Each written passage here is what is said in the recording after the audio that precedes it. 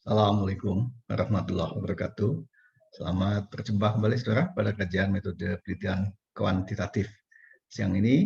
Saat ini kita akan bahas topik tentang instrumen pengumpulan data. Untuk membuat sebuah penelitian yang bagus, kita dituntut memiliki atau menggunakan instrumen pengumpulan data yang bagus. Yang bagus adalah yang valid dan reliable. Kita akan membahas topik yang tentang itu, konsep dan sekaligus pengujiannya.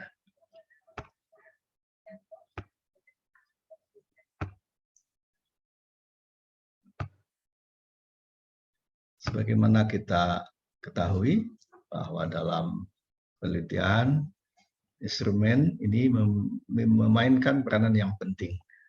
Karena kalau kita tidak punya instrumen yang handal, maka kita akan mendapatkan data yang tidak bagus, yang bias, dan kesimpulannya juga nanti hasil penelitian juga akan jadi tidak bisa dipercaya.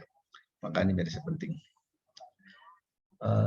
Saya akan memulai terkait dengan konsep validitas. Kita punya paling tidak kalau menurut Anastasia ada 5 macam tes kepribadian, tes minat, tes bakat, tes inteligensi, tes prestasi. Ada 5 tes. Nah, tipe validitas yang digunakan dalam pengembangan kelima tes itu adalah semuanya validitas konstruk. Sedang untuk tes prestasi kita menggunakan validitas konten. Kita akan bahas apa itu validitas dan validitas konstruk, bagaimana muncul ada konsep validitas konstruk, kemudian pengujian dengan CFA, dan lalu Anda nanti akan mempraktekkan bagaimana menguji validitas konstruk dengan CFA. Pertama kita bahas dulu apa itu validitas. Definisi yang paling mendasar dari validitas adalah tingkat sejauh mana sebuah tes atau alat ukur mengukur apa yang dimaksudkan untuk diukur. Jadi kalau kita bicara tes inteligensi itu adalah valid, maka tes inteligensi itu tepat mengukur inteligensi, bukan hanya mengukur tentang memori, kemampuan mengingat ataupun yang lain. Eviden yang paling kasat mata dari sebuah validitas akan bisa diketahui dari kesesuaian antara skor hasil tes dengan kualitas atribut psikologi yang diukur. Jadi kalau kita sedang mengukur inteligensi, makin tinggi angka kecerdasannya, maka kita menyimpulkan orang itu makin cerdas. Kalau kita sedang mengukur motivasi, makin tinggi angka yang diperoleh seseorang, maka kita akan dapatkan orang itu motivasinya paling tinggi. Ini eviden bahwa satu alat ukur kita katakan valid karena dia mengukur apa yang hendak diukur. Jadi tes yang kita sering kenal di psikologi itu ada tes WISE misalnya. Ketika tes WISE itu valid, maka skor tinggi pada tes WISE ini menggambarkan kecerdasan yang makin tinggi. Jika sebuah skala motivasi prestasi valid, maka orang itu motivasi prestasinya tinggi. Lalu sekarang apa validitas konstruk? Validitas konstruk adalah tingkat sejauh mana item-item pada sebuah tes dapat atau tepat mengukur konstruk yang telah ditetapkan untuk diukur. Namanya validitas konstruk. Maka yang menjadi urusan adalah tingkat sejauh mana item-item pada tes tersebut tepat mengukur konstruk yang telah ditetapkan. Sekarang apa itu konstruk? Mengapa ada istilah konstruk? Konstruk adalah batasan atau definisi dari perilaku yang merupakan perwujudan dari atribut psikologis tertentu. Definisi. Kenapa perlu ada definisi? Karena kita tahu bahwa perilaku manusia ini sangat banyak sekali, maka ketika kita hendak mengukur aspek tertentu, maka yang lain harus kita batasi, kita masukkan. Contoh konstruk misalnya ini yang paling mudah, adalah motivasi berprestasi. Apa itu? Itu adalah proses-proses di dalam diri seseorang di mana perilaku yang terarah pada pencapaian suatu prestasi dibangkitkan dan dipertahankan. Nah, jadi konsep tentang motivasi ini menunjuk pada ketika orang punya tujuan mencapai prestasi dan perilaku mencapai prestasi itu dipertahankan sampai tujuan prestasi tercapai.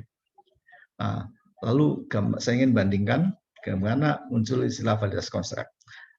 Ketika kita hendak mengukur seseorang atau sekelompok orang, maka kita bisa membandingkan paling tidak dua atribut yang akan diukur. Atribut fisik, atribut psikologis. Atribut fisik misalnya tinggi badan, berat badan. Ini sangat mudah kita ukur. Tinggi badan kita tinggal ambil meteran, kita tempelkan orang itu, oh ketemu tingginya 170. Selesai sudah urusan. Berat badan, kita tinggal minta dia naik ke timbangan berat, ketemu dia tinggi badan. Atribut fisik ini mudah kita ukurnya. Atribut psikologi, tadi misalnya kita ambil contoh inteligensi, jonesitas, empati, bakat, dan sebagainya, ini adalah merupakan atribut yang tidak nampak, tidak bisa diukur secara langsung. Tidak bisa diukur secara langsung. Dia hanya bisa diukur melalui manifestasi pada perilaku yang ditampilkan. Nah, apa yang kita bisa jelaskan bahwa mengukur sebuah atribut psikologi ini tidak bisa dilakukan secara langsung, sebagaimana pengukuran pada benda fisik. Kenapa begitu? Sebab atribut psikologi sifatnya abstrak. Dia ada, tetapi tidak bisa diamati secara langsung. Oleh sebab itu, kita harus melakukan sesuatu. Eksistensi real dari atribut psikologis itu nampak ketika termanifestasikan dalam perilaku. Orang kita akan tahu orang itu cerdas ketika dia melakukan aktivitas yang kita pancing dengan stimulus untuk memecahkan masalah. Kita akan mengetahui perilaku kestabilan emosi seseorang ketika kita pancing dia dengan stimulus yang memicu emosi. Nah, manifestasi dari atribut psikologi ini macam-macam sekali, maka kita harus batasi mana yang hendak kita urusi. Oleh sebab itu, ketika kita akan mengukur satu atribut psikologi, kita harus mulai dulu dengan membangun atau mengkonstruk secara teoritis apa yang kita maksud dengan atribut psikologi tertentu. Yang lainnya tidak. Sebagai contoh misalnya ketika kita menyusun motivasi berprestasi, skala motivasi berprestasi, kita konstruk. Motivasi adalah proses dalam diri seorang di mana perilaku terarah pada pencapaian suatu prestasi dibangkitkan dan dipertahankan. Itu saja perilaku itu. Perilaku yang lain tidak. Nah, lalu itu yang nanti akan kita ukur melalui skala motivasi berprestasi. Itu sebabnya di dalam tes psikologi kita mengenal ada validitas konstruk. Karena kita rumuskan dulu konstruknya, kemudian indikator kita buat, lalu kita jabarkan item. Oleh sebab itu, dalam menyusun sebuah skala yang bagus, kita mulai dengan mengembangkan blueprint yang bagus. Kita review blueprint kita, lalu kita rumuskan item, lalu kita review item kita, lalu kita uji cobakan instrumen item kita, validitas rebes kayak apa, lalu kita pilih item yang bagus. Nah, sambil contoh, misalnya nih skala motivasi berprestasi, kita mulai dengan nyusun blueprint ya, kita mulai dengan membuat rumusan konstruknya. Apa itu motivasi berprestasi? Lalu dari konstruk ini kita turunkan indikator. Ini boleh jadi kita temukan dari pendapat riset seseorang ahli, atau kita bisa kombinasikan dari beberapa ahli yang mengkaji sampai ketemu satu konstruk yang bagus.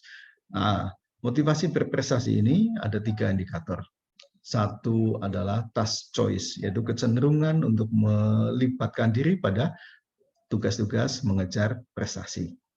task choice. Yang kedua adalah persisten dalam berusaha, kecenderungan untuk terus berusaha ketika menghadapi satu kesulitan untuk mencapai tujuan.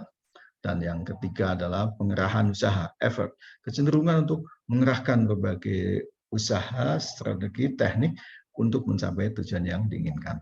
Nah, ketika sudah ketemu indikator ini, jabaran dari construct, lalu susun item, lalu kita lanjutkan proses berikutnya.